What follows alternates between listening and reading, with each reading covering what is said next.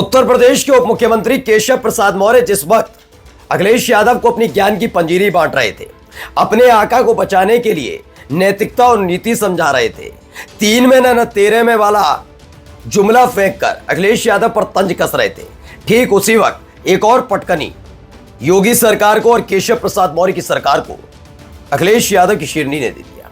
जी हां, मैं आज आपको दिखाने जा रहा हूं कैसे योगी आदित्यनाथ की पूरी सरकार एक महिला विधायक से ऐसे थरथर कांप रही थी, जिसकी वजह से उसे रोकने के लिए पूरा सिस्टम लगा दिया गया था।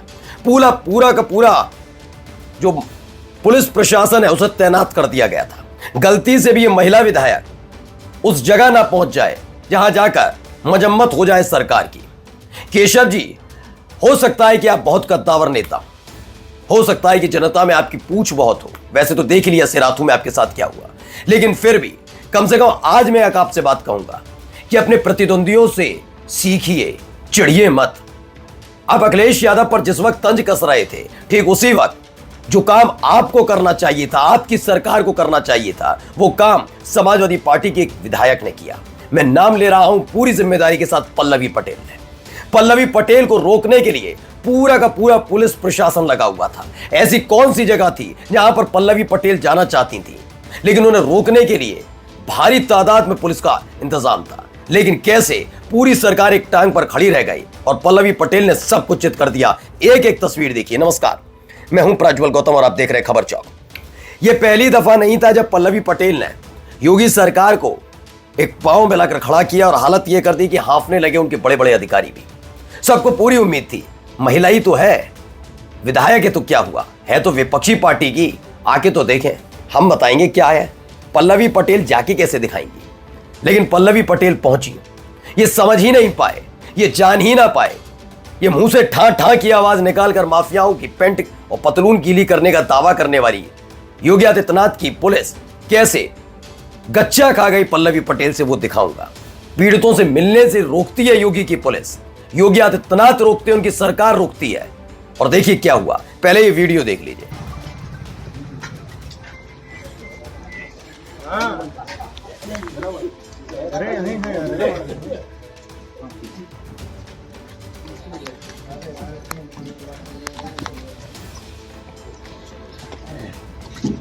पल्लवी पटेल ने इसे खुद ट्वीट भी किया।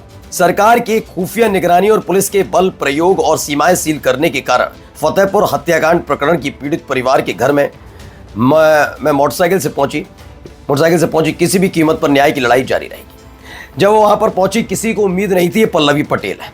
पल्लवी पटेल मोटरसाइकिल से उतरती हैं और चेहरे से जैसे ही वो कपड़ा बंधा होता हटाती हैं, हर कोई भौचक्का रह जाता है कि हमारी विधायक, हमारी जनप्रतिनिधि हमारे बीच है। जानते हैं आपके साथ दिक्कत क्या है केशव जी? केशव जी, आपको बहुत सस्ते में कुर्सियां चाहिए, सस्ते में। आपको मुख्यमंत्री बनने का सपना देखते हैं, गलत बात नहीं है, सबका अधिकार होता है, सपना देखना गलत बात नहीं, लेकिन उस सपने को पूरा करने के लिए मेहनत करनी पड़ती है। ये अंटशंट बयान नहीं जारी करने पड़ते जो आजकल आप कर रहे हैं।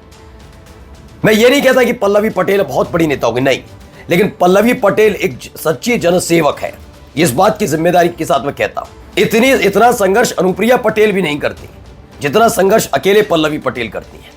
ये समाजवादी पार्टी की वो महिला विधायक हैं जिन्होंने वाकई जो कहा वो करके दिखाया। और साफ गोई इतनी कि जब अखिलेश यादव के साथ इनका विवाद भी हुआ था तो उस पर खुलकर दोनों ने, अखिलेश यादव ने भी, उन्होंने भी खुलकर बात की थी।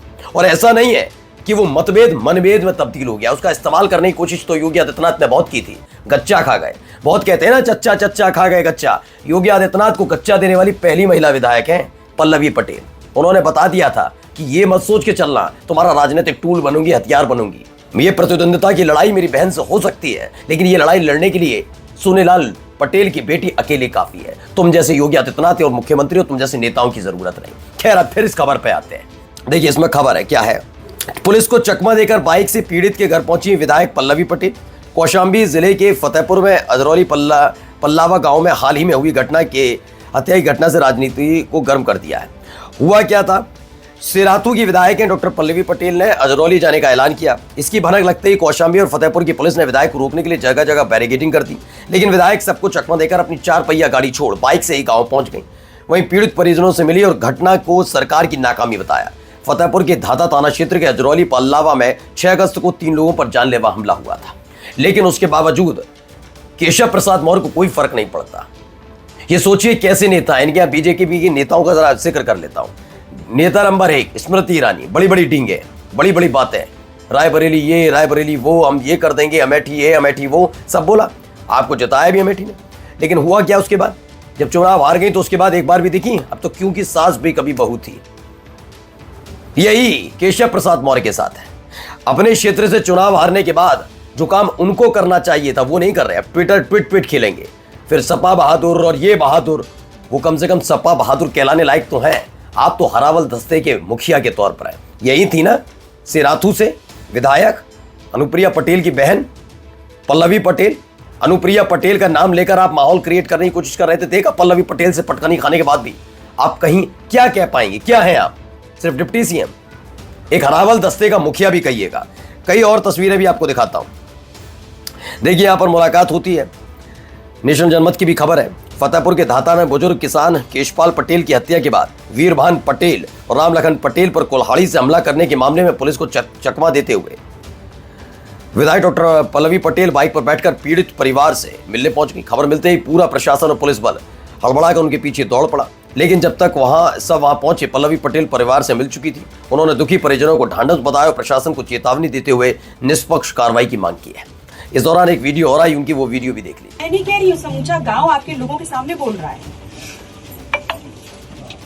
तो पुलिस के बड़े बड़े अधिकारी अब हाथ पीछे करके खड़े रहे। भाई पल्लवी पटेल, आप चाहे कितना ही, मैंने बार बार इनके लिए कहता हूं कि देखिए नेता संघर्ष से बनता। लोग कुछ पूछते ना, विधायक होने के बाद तो करना ही क्या है।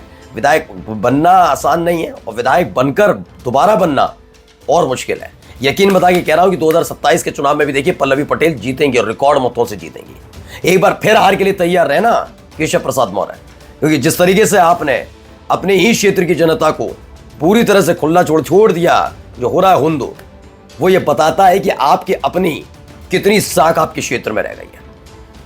मैं बार बार सैल्यूट करता हूं ऐसी विधायक को जिसने वाकई अपने दम पर अपनी पहचान बनाई है। पल्लवी पटेल ने साबित कर दिया कि राजनेता का मतलब क्या होता है। कुछ कहते हैं ना हम तो महिलाएं हैं, हम तो ये हैं। पल्लवी पटेल के साथ ऐसा नहीं है। पल्लवी पटेल ने अपनी लड़ाई खुद लड़ी। पल्लवी पटेल ने किसी का सहारा नहीं लिया। और आज भी यही वजह है कि अखिलेश यादव बहुत सम्मान करते हैं। याद कीजिएगा जब पल्लवी पटेल थोड़े बागी तेवर दिखा रही थी, उस वक्त भी अखिलेश यादव ने कई विधायकों से दूरी बनाई थी। सबको बागी विधायक कहा गया, इनको भी कहा गया। कुछ लोगों ने पूछा क्या पल्लवी पटेल को आप हटाएंगे, उनसे क्या सदस्यता छीनेंगे या समाजवादी पार्टी देगी विधानसभा? इनका तो अपनी पार्टी है ही है, लेकिन सपा की टिकट पर चुनाव लड़ा था। अखिलेश यादव ने कहा पहले तो वो महिला है, ऊपर से पीटीए, तो ऐसा नहीं कर सकते, बिल्कुल भी नहीं। और पल्लवी पटेल ने भी उसका सम्मान रखा। जिस पार्टी से विधायक है उसका सम्मान रखा है। पूजा पाल की तरह नहीं कि हर बात पर अपना महिला वाला पोर्शन आगे कर दिया गया कि मैं तो महिला हूं, पीड़ित हूं, मुझे देखो, मुझे ये करो। और जब विजमा यादव जैसा मसला सामने आता है तो पूजा पाल सन्नाटे में चली जाती है। ऐसी वाली स्थिति नहीं है आज भी पल्लवी पटेल के साथ। इसलिए पल्लवी पटेल होना आसान नहीं है। नमस्कार। New public inter college Lucknow, admission open. For more information call 0522 282232 और 7755 089585।